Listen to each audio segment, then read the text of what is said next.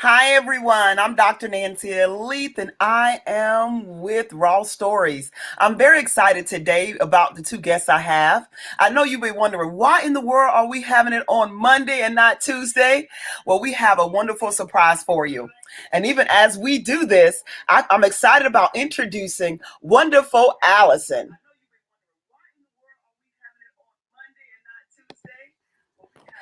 Hi, Allison. How are you?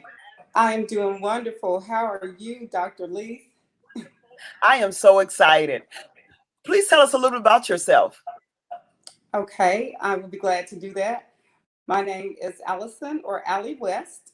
I currently reside in Germany, but I am currently in the U.S. right now for my upcoming book tour. My background is I'm from Tulsa, Oklahoma. I have degrees in early education, community health, and a master's in education, but I have always loved to write. I would start writing for years and years and years and never finish a project. And so finally, I finished my first project and I published my first book in November. And I'm a newlywed as well. Recently, Congratulations. thank you. Got married May 19th, 2019, and moved to Germany at the end of July of last year. So this is my first time back in the US since I moved. I am still getting adjusted for that 6 hour time difference. So I'm here in Atlanta, Georgia with my family. I have two children and they both reside in Atlanta. So I'm here. I get to see family and friends as I prepare for my upcoming book tour for 3 states in the US. Wow. Okay, let's go back a little bit. Let's talk Okay. talk about why you created this book. What was the why? Okay. I can tell you my why. We can get that with the title. The title of my book is A Dressed Up Mess. And Okay. so the why I created the book is exactly that. I was a dressed up mess. I had a lot of things going on. On paper, I looked really good. Uh, Hmm. Master's degree, nice job, nice car, nice home, all of that wonderful stuff. But in the inside, it was total chaos. I was dealing with severe issues that I just dressed up, hence the title of the book. I would Hmm. dress it up, do my hair, my makeup, my clothes, come out the house looking flawless but empty. And I was broken, and it had started to impact me in so many different ways, including my health. And Hmm. so writing the book was really just I need to heal. I need to get this out. Something has to Hmm. be done about this. I don't know what else to do besides write. Of course, going to therapy wasn't for me at that particular time a consideration. It was just time for me to do the internal work. So I Hmm. started the project actually is just me getting into my feelings, getting all this junk that was inside out, and Hmm. then discovering through this process that I'm probably not the only one that's dealing with this stuff. Hmm. Your mess may not be my mess, but if we all really take an honest look at our lives, at some point in time, some areas of our lives, we've been a dressed up mess. So And can you that give is me an why. example? Thank you. Can you give me an example of what you mean by broken and what is your example of your mess? Okay, man, I have a lot of examples of my mess, but I'll give you one. Looking at me, you wouldn't think that I suffer from low self esteem, and that low self esteem made me make a lot of poor decisions, especially in relationship to choosing the mates that I had. Hmm. So I was in a relationship that I wanted for a long time. Like I knew this person for a really long time, almost all of my life, and it was a childhood crush. Finally, getting to develop that relationship, and when I got into that relationship, he was a nutcase, Okay. for the lack of better words. He was very Hmm. mean and evil, emotionally abusive, and at the time, I couldn't see that I was in a. I would have never looked at me as being in an abusive relationship, but Hmm. that's exactly what it was. It was a mental and emotional terror and trauma all the time. That I would come out of the house, I'd still be dressed up, I'd still have my makeup on and my clothes on and going to work, Hmm. and but in the inside I was just empty.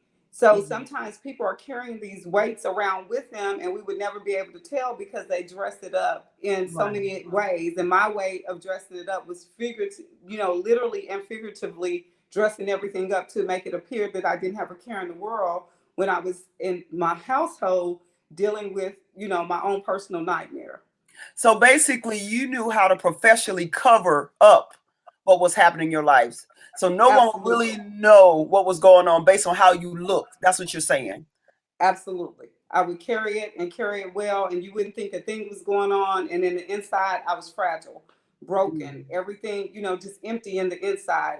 In my own house every day, tiptoeing on ice shelves, trying to figure out what not to set this person off, or making Okay. sure that my kids did everything right so they wouldn't set this person off. But come Mhm. out of the house and perpetuate this strong black woman, or this superwoman female in my Mhm. work environment, in Mhm. my friendships, and I'm the one giving everyone else advice, and people are Mm. coming to me, and in the inside I was just shattered and broken.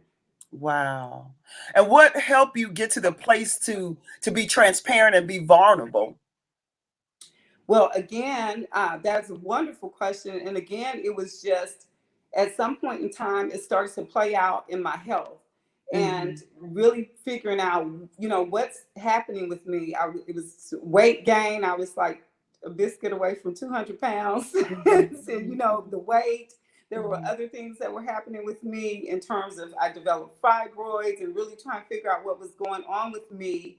Mhm. And finally going, I need to look at this and really, instead of blaming or making excuses for it, it was time to really face my own ugly truths. It was time to look at my mess and do Mhm. the work to make my mess my masterpiece. That's where I am now. My mess is my masterpiece. And some days I'm still a Wow. dressed up mess, but I've learned to change that shattered glass that I was dealing with and make a mosaic.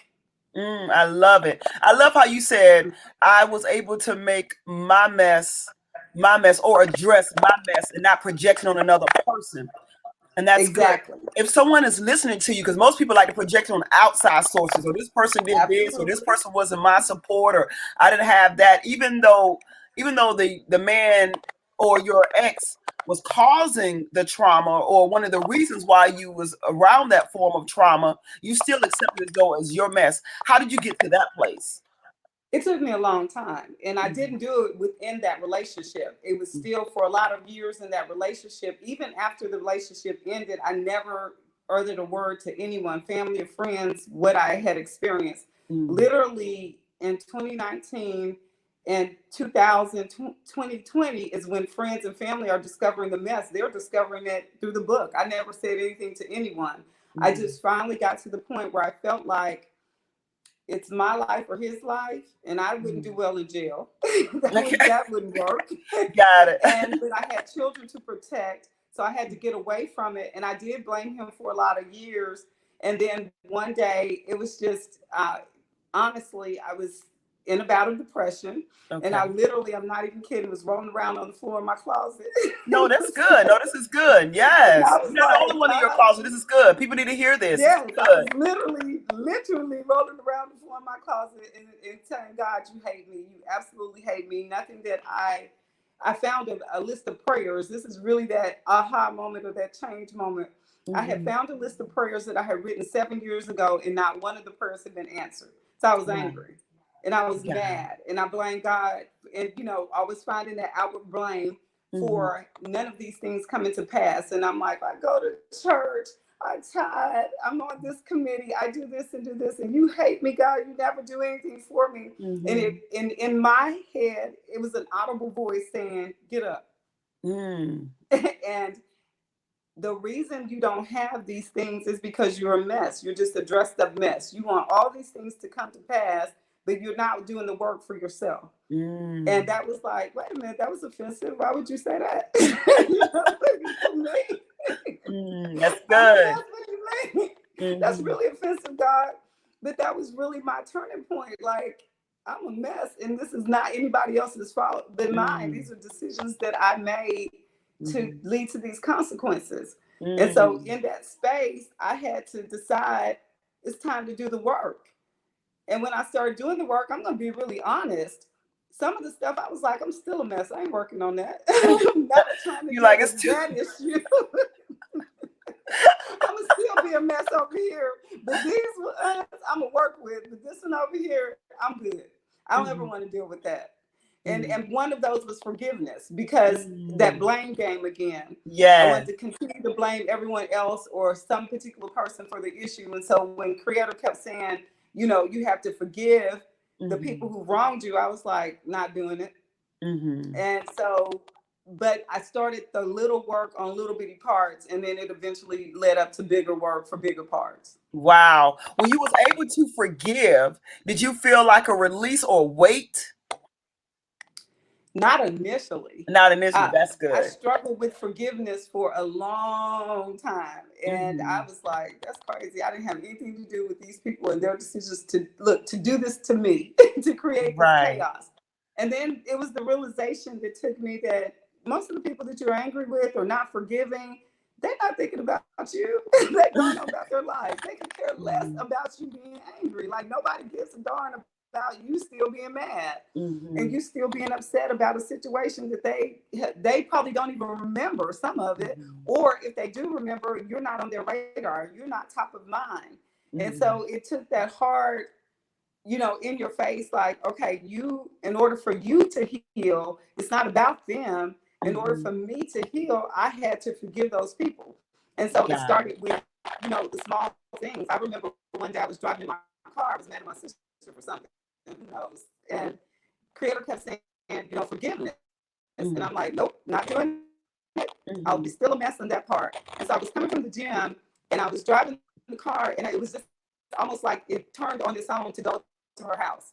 And I drove to her house, and mind you, I hadn't talked to her in months because I was today, probably I couldn't tell you what it was about because that's the deal with being angry. Just some of the stuff people don't even think about. But I had to actually go to her house.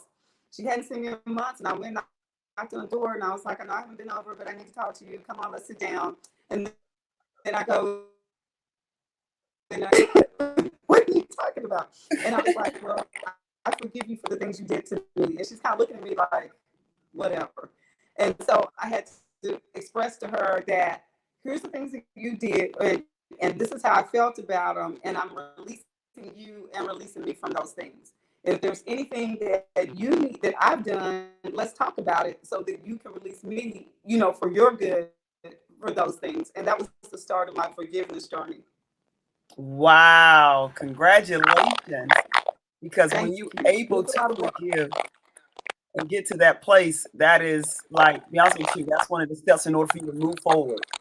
That is awesome. Exactly. Thank you. Wow. So And what we're going to do now, because it sounds like I hear some noise. Do you hear the crackling noise? here's something I do. Okay. What we're going to do now is I'm going to bring in Michelle. And if you don't mind, I want Okay. you just to log back out and then log back in. Now, hopefully, it'll reset it. Okay. I'll do that. Okay. Well, thank you so much. Absolutely. Okay.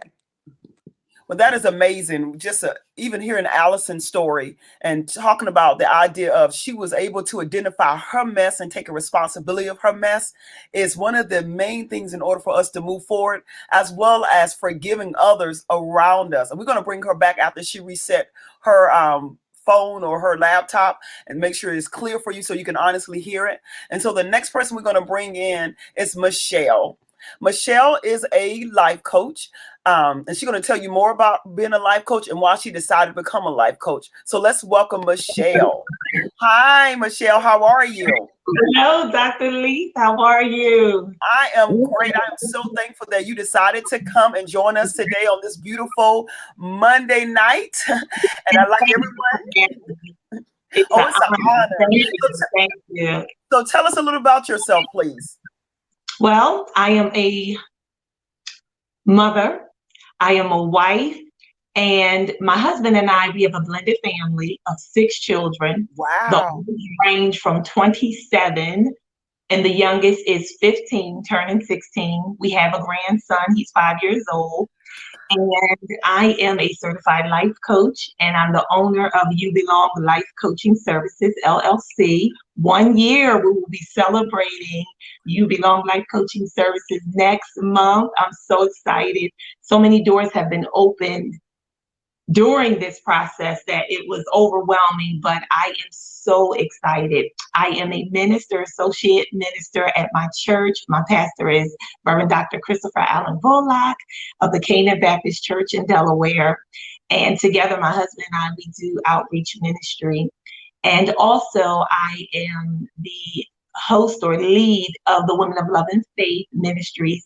And what I do is I empower women through the word of God. So we have monthly Bible studies, we do women's trips and outings, and every year we host a women's empowerment luncheon. That is so awesome, Michelle. So what prompted you to name your company I Belong or Belonging? So what's the name of it? So make sure I said it You correctly. belong, life You coaching. Belong. Thank you. So what prompted you to name it You Belong? Well, one of the things I failed to mention was we do shoe boxes for women that are in shelters, women that are in need. And the shoe boxes are filled with essential items for women who are in need. Mm-hmm. And we started even adding things like bracelets and scarves and just anything girly, all things girly. Mm-hmm. And so we were going into different shelters, and it's one particular shelter, they asked me to do a workshop. I did a workshop called Dream Catchers, and the responses from the women, they were just overwhelming, the tears, and them just expressing that they didn't have the support and they didn't know that they can do it. The very next day, I was at the gym. Mm-hmm. And on the treadmill. I have been a member of this gym since 2008. And I was on the treadmill, and at the end of my run, I look and I see You Belong. Mm-hmm. And it was in 3D. Mm-hmm. And immediately I just heard in my spirit, You Belong Life Coaching Services. Mm-hmm. And immediately I said, I'm going to be a life coach. Flew home, ran home, said, honey, told my husband the good news, and just immediately just started the planning and started moving towards becoming certified and getting my goals and everything together. And that's how we came into play. Wow. Wow, this is so amazing. Even with that, even though you was helping the ladies and you already experiencing being able to provide the services that you do, especially being over outreach at your church, have you ever experienced yourself receiving coaching? Actually, not coaching. I did have a little therapy, Mm-hmm. but I will say I did have coaching. I really did have coaching. Mm-hmm. And I've had mentors, I've had coaches in my life. I've had people, because I'm a late bloomer, believe it or not. I am a late bloomer. I'm 44. I'll be 45 this year. Mm-hmm. And most of my life, I struggled with fear. I struggled with depression. Mm-hmm. I had a baby, my son, at 17. So that's why I have a 27-year-old. Mm-hmm. And I had him at 17. I was still in high school, and I just struggled so much in life. But the beautiful thing about God is that He had a purpose and a plan. Mm-hmm. And so throughout life, He's always had people to help me get to where God wanted me to be. Mm-hmm. And so through this process, even with the coaching process, and I had someone really just and actually she's with me now, pushing me like, what are your plans? What are your goals? Now I'm the coach, and then she's like, I need you to come up a little higher. Right. So it's really awesome to have that support. And I love women. I love women for just the zeal and the excitement that we have for other women. Not everyone is there, but God will place people in your life that will really push you and that they see the potential. And so that's what God allowed me to do in other people's lives. And it's not been about me. I just try to stay in the background and just really want to push people forward as best that I can. But unfortunately, you know how it is. We end up being pushed in the front. Mm-hmm. So that's good, because usually, the reason why I ask that, because even though a lot of people love to give and love to even the coach component and even the engagement and even being in ministry, because I understand being in ministry by being a licensed minister. So being out there and being out there encouraging and giving, well, God is giving you the idea of also having a support system around you to make sure. Our husbands are awesome. I love my husband. He's amazing. My kids are amazing, but having also a strong support system to make sure you don't burn out, which is awesome. And with that, by being a coach, what would you recommend that are coaches or business owners that may not have a coach or may not have a mentor? What would you recommend for them in order to gain those resources, or what they can do in order to help themselves push? The thing is really knowing yourself. And a lot of times, if you have that person to come alongside you, they can see things that you can't see. And there are a lot of women or or even coaches, business owners, entrepreneurs that feel as though they can't trust other people. But if you don't have anyone, it's good to find a network. It's good to open up. And I'm always concerned when I hear women say they have no one. So I encourage them to try to find a coach or someone. And there's so many life coaches and women that are willing to share how they got to where they are. But to be self-aware, to really take the time for you, because if you don't take that time for you, you can lose it, because there's a lot we are taking on, other people's issues, other people's problems, and then we have our own lives, and we are humans. We are not superwomen.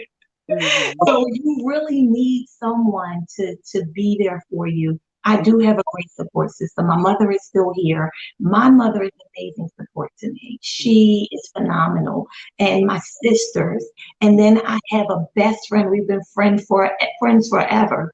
And so I have the coaches and the mentors, and I even have women that are in ministry that have been in ministry for 30, 40 years that are great support. So it's so good to have that support, and it's necessary. So I do encourage women to try to find someone that they can really glean from and learn from and grow from. That's awesome. And if someone wanted to become a coach or was in the process of trying to decide what, because they have a lot of experience similar to yourself, and you knew, oh my God, this is it. He was on a, treadmill, and the Lord, like, okay, that's it. That's the name. How will you encourage that person to move forward with it? Well, what I did was I researched all these schools. Oh my goodness, there were so many schools. I had no idea. So I just did a lot of research. And you know what? Even before I found the school, I had to really write out the plan. Why am I doing this? What is my motive? And, I had to make sure that I was stable enough that I wouldn't bleed on people, or that I wouldn't mistake it for it being therapy or counseling, but understand what a life coach really is, and then really research the schools and interview those schools and find the best school, the school that's for you. And I really wanted a school that had an accredited certification, or fly by night anything, training. But I really wanted the reviews. I checked the reviews and really just looked into the accreditation of the school. And so I do really advise taking the time. Don't rush. It took me a year. It took me a year to really go through that process.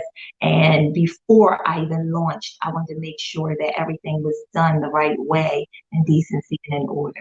That's awesome. And also by, being, you said you was in church, your husband, you do engagement. How does your church accept coaching, or do they embrace therapy? How is that environment? Well, our church is great for, there is maybe, I think there's one or two other life coaches there.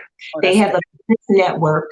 And so you can join the business network, and that way members and even outside people can look at who's on the business network and select you as their coach. And they have counselors, they have psychiatrists, psychologists in our congregation.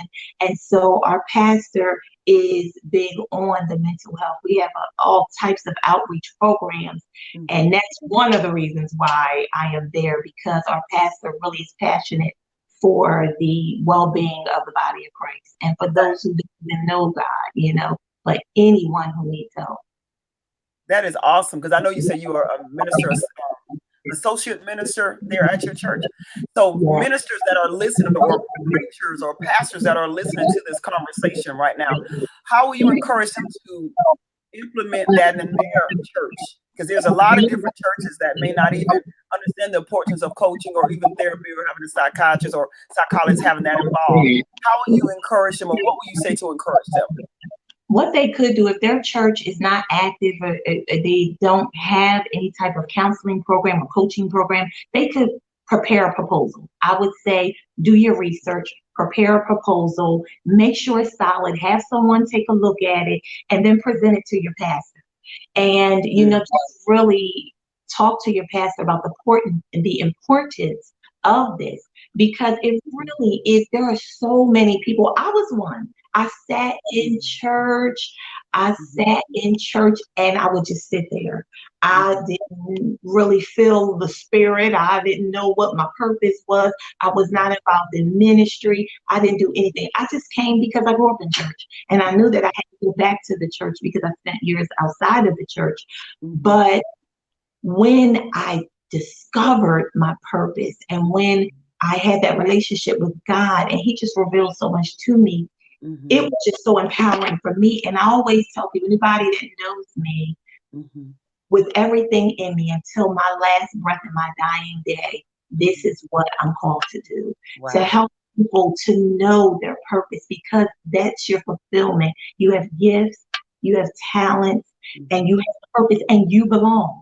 You know, all the times we feel like we're not enough, and that inner critic is always telling us that you messed up here, you are damaged goods, you have no worth. And we replay that and we begin to shrink back, and we just don't think that we have it. That guilt, you know, is upon us. And there's just so many layers, you know, and unarticulated desires and dreams that are within us.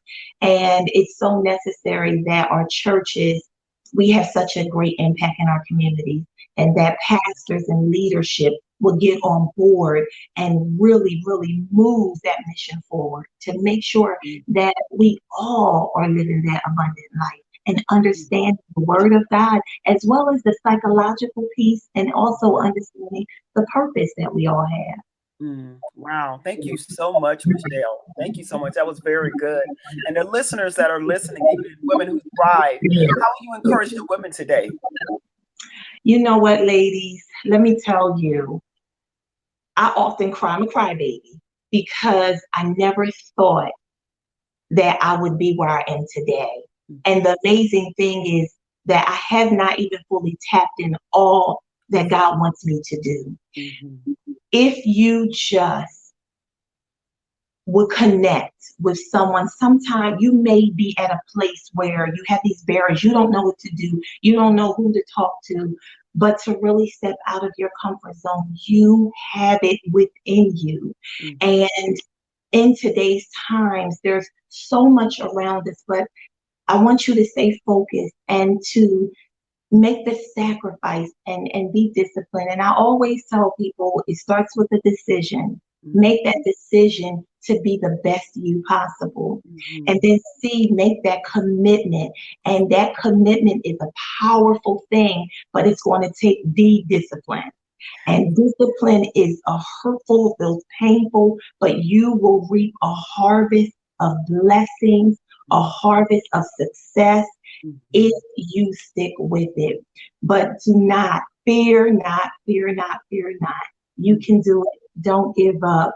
And that there are a cohort and a great number of women that are with you. And I always say, when women unite, we unite. So we are flames of legacy, flames of hope, and that there's so much that we, each and every one of us, have to offer the world. So be encouraged. Wow, that is so good. Wow, this is so good, Michelle. If people wanted to get in contact with you, how will they be able to get in contact with you for your services? They can check out my website at www.youbelongcoaching.com, www.youbelongcoaching.com. You can also check me out on Facebook. I'm under Michelle Primeaux. My last name is spelled Primeaux. Or you can also email me at womenlovefaith@gmail.com. And hopefully at the end of the conversation, you'll be able to put your information underneath the the conversation, so they can also have contact. What I'm going to do now is put you backstage and bring back Allison. Hold on, so I'm going to bring you back. So we're going to talk some more and chat more with you all together. Thank you. Hi, Allison. Welcome back. Thank you. I had a little technical difficulty, but I'm glad I was able to get back on. So yes, I'm back. Yes. And you're clear too, so no worries at all. Okay. So with Allison, your story was so amazing. And I even felt your heart when you was talking about it. Thank you so much for your transparency. even when you were trying to bring back people that may have just started listening to us, Allison spoke about her mess and how she took ownership of her mess, how she took responsibility, and the last part she could focus on forgiveness, and how it took a while for her to forgive. However, she went to different people and let them know that she forgave them when it was your sister, and they forgave each other, as well as she talked about having was in a traumatic relationship that she had to remove herself out of, and she knew based on her health, and she knew and she talked about, and now her book, what's the name of your book again, The name Allison? of my book is A Dressed Up Mess. A Dressed Up Mess. And now Yeah. that we have a little background of the dressed up mess for you today, where are you today with this dressed up mess? Where are you, where stage you consider to be now? Okay, so some days I'm still a mess. Yes, we all are. Some days I'm still a mess. But really, in this journey, when I was looking at doing the book, as I began to write and write over the years, because it took me about 7 years off and on to get the book complete. Okay. And so I said, I believe this is stages. I think it's reciprocal. I don't think that there's a linear line that we come to the point where we realize we're a mess. And that was me. I was a dressed up mess. Then, Mhm. like I said before, there was areas that I didn't want to work on, so I was still a mess. And then I realized that in order to transition my life and transform to where I am now, I had to address the mess. And then Okay. this became my mess to message, and I turned that mess into my masterpiece. And so Okay. now I feel like that right now, today, some days it's a little bit of all of it. But I believe that Mhm. right now I am in my prime, and I am turning this mess into masterpiece and into my masterpiece, and ready to help other people do the same thing. Like, how do we take our mess, those deep, dark, interpersonal chaoses, our darkest secrets? How do we bring those to the forefront and be transparent and real with ourselves, if no one else, and deal with it? And so now in my life, that's where I am. I shared my story. I was very transparent in my story so Mhm. that other people can feel comfortable in saying, here's my ugly truth. Here's my Right. chaos. Here's my mess. How do I Mhm. transform this into my masterpiece? How do I Mhm. transform this into getting to my greatest and higher self? And who do I present, to the world? And that's, where I am now, that I'm presenting my best foot forward to the world. And each day working and striving to be a better version of me every day. Some days Mhm. I fail at that, and I go all the way back to, girl, you still a dressed up mess. Mhm. Got it. But So most days I'm in my masterpiece phase. that's good. So basically, also help you maintain being humble when you do. Absolutely. Right. That is so good. When someone do buy your book, what would they expect from it? Well, when someone reads a book, this is what they can expect. They can expect 100% transparency. It is not sugar-coated. It's real. Mhm. It's adult language. It's adult content. It's real, my real raw feelings, whatever I was experiencing at that moment. Mhm. The reader's going to get it. There were some times where I was reading and I was just weeping, because sometimes I look back and go, gosh, you were so stupid. We do that Mhm. we are our own worst critics. And Mhm. in those phases of that point where I was reading the book or writing the book, and I was weeping and I was sorrowful, you're going to get sorrow. And sometimes it was jovial, sometimes it was angry and angst. And so the reader will get every emotion humanly possible. But what they will get is a real honest, real read about my memoir. This is my journey of when I was a mess. This is Mhm. me laying it out on the table. And Mhm. this is how I began to deal with it. My book is actually a first in a series. I, as I said, it took me about 7 years to get this done. When I gave it to my editor, I had already given her, the average novel is 20,000 words. When I Mhm. turned everything over to her, it was 79,598 words. That's 4 books. So my next 3 books are already written. Wow, that is Yeah, awesome, I Alan. had a lot. Yes. I had a lot of, look, I had a lot to deal with. Wow. So the book is that true story of realizing that I was a mess, and the reluctancy sometimes to deal with it, but realizing that in order to move forward, in order to protect my mental health and my sanity and really my life, I had to move past where I was in that mess. Wow. And so when you do your book tours, and because I know you're going to do one in Atlanta, I believe on March the 7th. Is that correct? Yes, my first U.S. book tour is on March 7th. I just literally came in from Germany within this last week. I had my first inaugural book signing in Germany on the 15th and 16th of February. I had a great turnout there. Germany has been very supportive. I didn't know what to expect. This is my first round at this. And we had a great turnout in Germany. And so the kickoff in the U.S. is March 7th in Atlanta, Georgia, in Austell, Georgia at Posh Event Center. And again, we're going to be posting the locations under the comments when we are done here today. Then I'll head on over to Tulsa, Oklahoma, which is my hometown. I'm going back to T-Town, Black Wall Street. And March 14th is at home at the Greenwood Cultural Center from 1 to 4. Every time frame is the same from 1 to 4 for local standard time. And then we're going to wrap it up in Dallas, Texas on March 21st in Big D. I'm going to go there and I'll be at our Urban Hippie in, this is a shame. I'm too many places, not too many places, but I'm traveling a lot. Our Urban Hippie is in Grand Prairie. And so it'll be 1 to 4 at our Urban Hippie in Grand Prairie on March 21st. And I'll head back to Atlanta, do a few small things in Atlanta until I head back to Germany on March 31st. Wow. And start all over there. That is awesome. You said earlier that you are newly engaged. So tell us about that situation. So newly married. I went to Germany in 2018 as a federal contractor. My background was early education, but I went the administrative route and then went into technical assistance and training. I got my master's in 2011 in adult education and training because I saw where the practitioners needed help. We need to help them understand how to work with children, how to work with families. And that led me into a career of training that led me to federal contracting. And so I went to Germany as a federal contractor to help with our service members as they're transitioning out of the service and helping them to know the benefits. So I was doing training in Germany. And at that time I met my now husband there, had no clue that we would, if you told me then that I'd be moving back to Germany, we'd be married, I would have been like, yes, okay, whatever. And kept it moving. No interest whatsoever. Didn't see it coming. I was there the first quarter of 2018. We kept in contact. He was here in the summer of 2018. Just friends kept in contact. And I went back to Germany in December. And we have a running joke with us now because he played in front of it like he was not interested for a long time as well. And when I went back to Germany in December of 2018, about 2 weeks in, he had a change of heart, as I call it. Wow.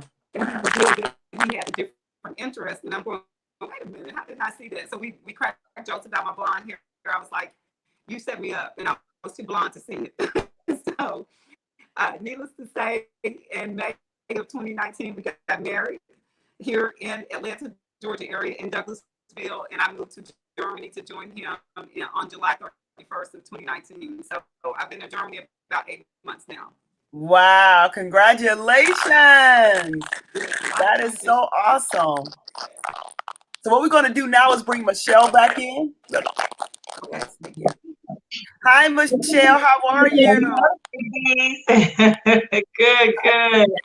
I think Allison a little stuck there.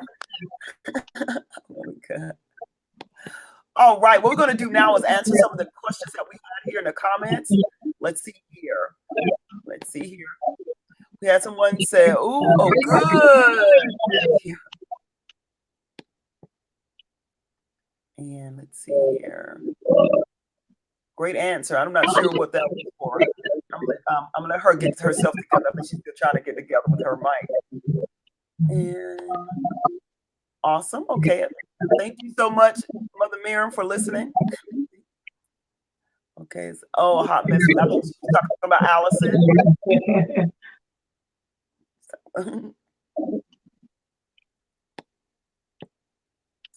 All right. Real good.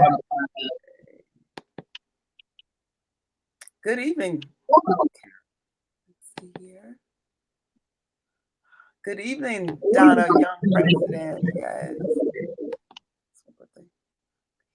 All right. Do you all have any questions for these ladies while you're here? If you do have questions, please put in a comment so they can answer them for you. And while you're putting your questions down, we're going to talk a little more. Hopefully, Michelle, you heard a little of Allison's story and vice versa. Yes, yes, Allison. And I tell you, I could relate on so many levels, so many levels. I was just like, wow. And the transparency is so good, so good. I really enjoy hearing you speak. Can you hear Ladies, Allison? I'm not sure if you all can hear me, but I'm having challenges hearing you guys again. Yeah, I think so. It's okay. No worries. At the end of the day, we was able to hear your story, and as well as at the end of this conversation, you put your information in the comments, and then they be able to contact you, especially the people in Atlanta, Georgia. Hopefully, we'll be able to see you on March the 7th. I know a group of the women who thrive will be in Tennessee. I think I informed you earlier, and we won't be able to see that, but hopefully, you can connect while you're here eating lunch or something. And so what I'm gonna do is, because I think the noise is still in the background, I'm gonna put you backstage a little bit. Okay, let's put you backstage, and I'm gonna let Michelle. I'm so sorry, I hate to put her backstage for the noise. Bless her Oh, I heart. understand. So Michelle, even with you, I know she told a little of her story. Do you feel comfortable talking a little more about your story? Because I know you said you had your first child at 17. How are Yeah. you able to be there and where you are today? Oh my. Oh my. It was a lot because I was, at that time I suffered with low self-esteem. So Mm-hmm. I was very shy, Mm-hmm. very quiet. And when I tell you I hated the skin that I was in, I hated just the reflection in the mirror. Mm-hmm. And so the first person that told me that I was beautiful, oh my goodness, that was it. But after that, I didn't stay together with my son's father. Mm-hmm. And from there, I continued life and I went to school and, I obtained the employment and I moved out and I ended up running away from home because my parents had these restrictions. You have to be in at a certain time. So I met this Mm-hmm. guy, the older guy. And so I could totally relate to Allison when she was talking about being in that relationship she was in. But I ended up in an abusive relationship. And Mm-hmm. it had such an impact on me. And Mm-hmm. a young girl who doesn't know who she is, already Mm-hmm. suffering from low self-esteem, low self, Mm-hmm. feeling she is like the worst thing walking the face of this planet. Mm-hmm. And I end up in the arms of this guy who it was kind of deceptive because he presented himself as one way. But when I moved in with him, just to get away from my parents, you Yeah. know, and I ended up in this situation. But you know what helped me and what helped me to get out was my father had never put his hands on me. My father Wow. never called me a name. And Mm-hmm. I always had my father in my life. And I kept saying, this is not right. But my pride Mm-hmm. kept saying, no, make it work. Mm-hmm. So I ended up in this situation and it had gotten so bad. It gotten so bad, ended up on the news. And it was Mm-hmm. just really a bad thing. He had barricaded the apartment and I wasn't there. And so it was just a whole big thing. They had the streets blocked off and it was just really a bad situation. And I was very young at the time. But to recover from that was very hard. I was always very hard on myself. And Okay. the behaviors and the decisions that I made, they kept me down. They kept me down. And Okay. so the beautiful thing about God is that He will only allow you to go but so far, so Mm-hmm. far. And so that brokenness, that place of where I was just broken for so many years.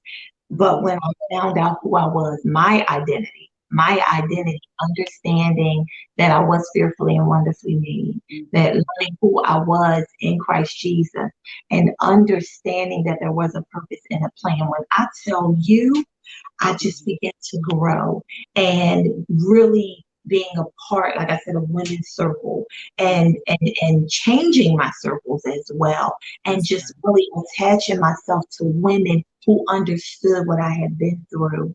But Mm-hmm. from there, and my biggest change came from this one night where I just wanted to end it all at this point.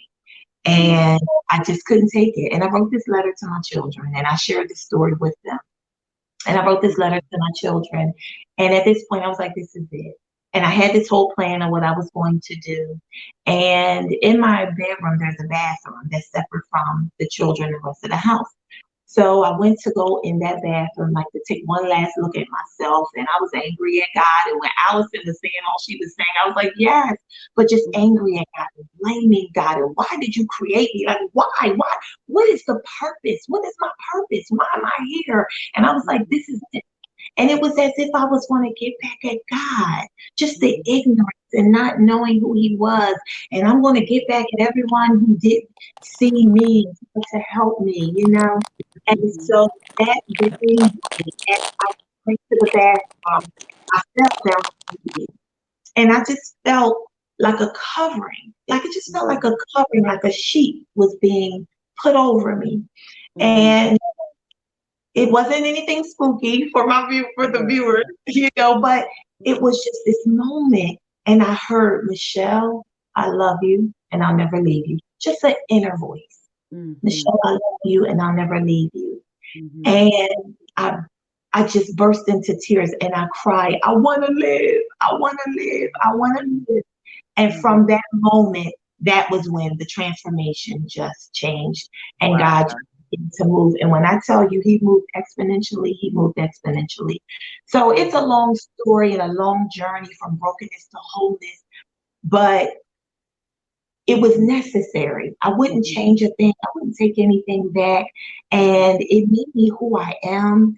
And that's why I have such a passion for other people and the gift of understanding a person's story. You know, when I see someone, they have a story. Even when they're mean and nasty, I'm like, they have a story. They have a story, you know, and they have a purpose. And so just understanding that everyone has gone through something, and I don't care how good it looks, how wonderfully their dresses Allison talked about, and how good it looks on the outside, and what social media presents. That's just a small picture.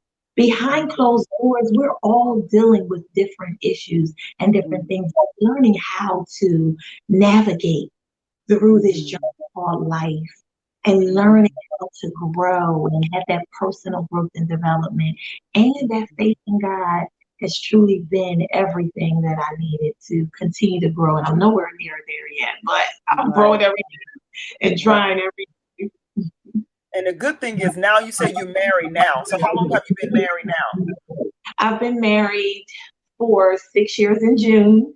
Woo! And Congratulations. I'm around, yes, and he's amazing. When I tell you, my husband, he was God sent. He waited for me, and at that point, I was abstinent, and I was like, "Who gonna wait for me, God?" I threw the list out the window, and I asked for 3 things. I asked for God to send me someone that will wait for me.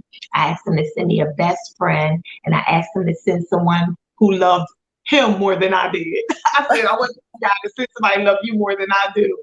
But you know, my husband, he is an awesome man of God, and he's a wonderful father, husband, supporter, and he just pushes me. You know, he's somewhere in his house now, and I know he's watching you. He's probably on here now.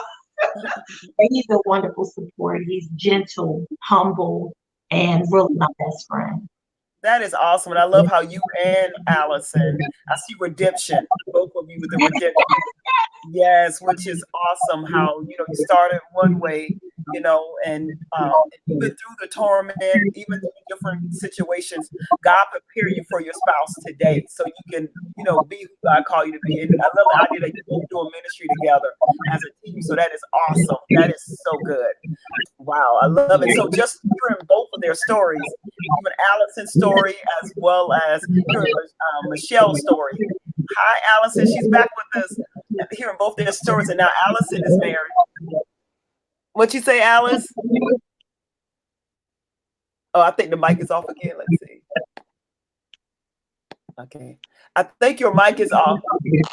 I think your mic is off, Alice. But I keep still getting some of the kickback, so I'm not sure what's exactly going on, but I could hear some of what you were saying, and you were saying some wonderful things, but I keep getting all this feedback. So hopefully it's gone now. I think I don't hear it now.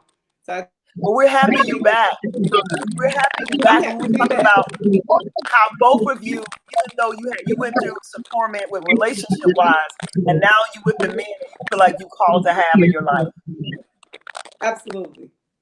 which is awesome. Absolutely. So even I believe that all of that was preparation. Yes.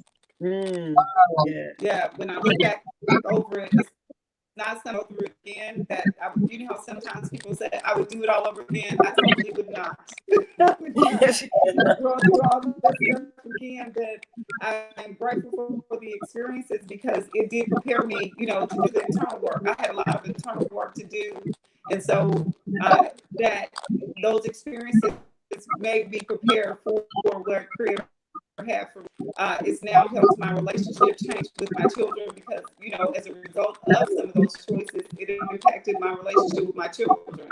And my book does, you know, get into that about, you know, I know at one point in time I just received an F for parenting. It was just like, and I'm going, no, I'm really thinking that I'm making the best choices, but according to my children, I was not. And my daughter definitely made me recognize that all the time that I was not. But now, you know, today she's 26 years old, and I'm literally right now at her house, and we're having a good time. She had an opportunity to go to Costa Rica in a couple of weeks, and she's like, "No, I'm not going because I don't know when I'm going to see you again." I was like, "Oh, if that wow, was me, I'd be gone." I was like, I wow, love you, but I would be gone. But thank you for, you know, appreciate the time that we have together, that you're postponing your trip for me. wow. That So is so it's definitely beautiful. a growth journey. Wow, that is so beautiful. And while we're about to bring a closure to our conversation, and so but before we bring closure to our conversation, I would love for both of you just to encourage our people that are watching, and then we would close it out. So you first, Michelle. Everyone, it has truly been it's been an honor. It's been a humbling experience. And I'm excited to share with you all and my hopes for each and every viewer, wherever you are. I know all of us are on different journeys and different ages and stages of life, but wherever you are, just continue to press forward. Just continue to make those daily decisions to move forward in your life, in your personal growth and development, and continuing to discover who you are, as Allison was talking about, that self-discovery is everything. But most importantly, to thrive, thrive, Yeah. thrive. We're more than survivors, but we are thrivers. We're overcomers, and we are more than conquerors. So continue to move forward in all that you are, and just know you are enough. Please know that you are enough, and you're not alone in this world. Well, thank And you so much, yes, Michelle. each and every one of you. Oh, wow. Thank you so much. And Allison, will you give us your closing words? So my message to all of the viewers is thank you for taking the time to tune in today. This is a great humbling experience for me. I am glad to share this opportunity with both of you wonderful ladies. My message is, you know, it's okay to be a mess. It really is, but it's not okay to stay a mess. So it's Mm, time that we address our mess and change our messes into masterpieces. And that's my message to women and, you know, even to men. You know, in order for us to get to the point where we're thriving and not just surviving, we have to deal with our mess and keep it moving. And so my mm. message is, it doesn't matter where you are.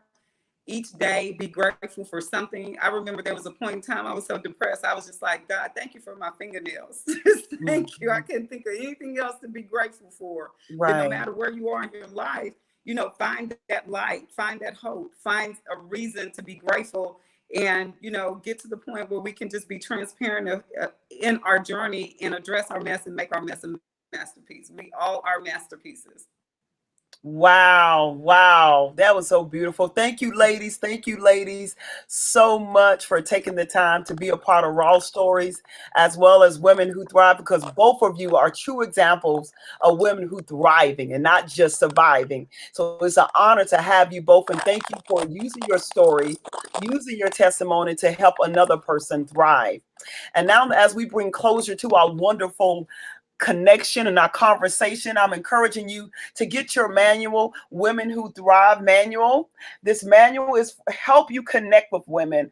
And Michelle mentioned before she had a support system. And we encourage you not just have one support system, but also have different support systems to help you thrive in your life.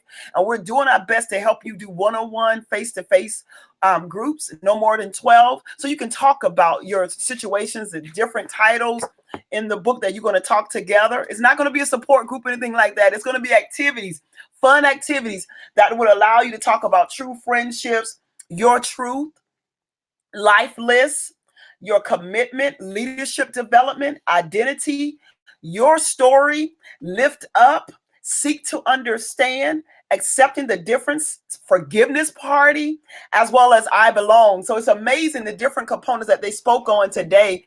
We want to encourage you, even as a group. It doesn't matter if you're part of Women Who Thrive or outside of Women Who Thrive. This book can be used with any organization in order to help you build true, authentic relationships with a group of women, no more than 12, in order for you to do activities, in order for you to thrive in all areas of your life. I appreciate you taking the time. We will not be on tomorrow because we did it today. Whoop, whoop. We did it today, but we will see you next week on Tuesday at 8 p.m. Thank you so much for watching Raw Stories. I'm Dr. Nancia Leath, and God bless.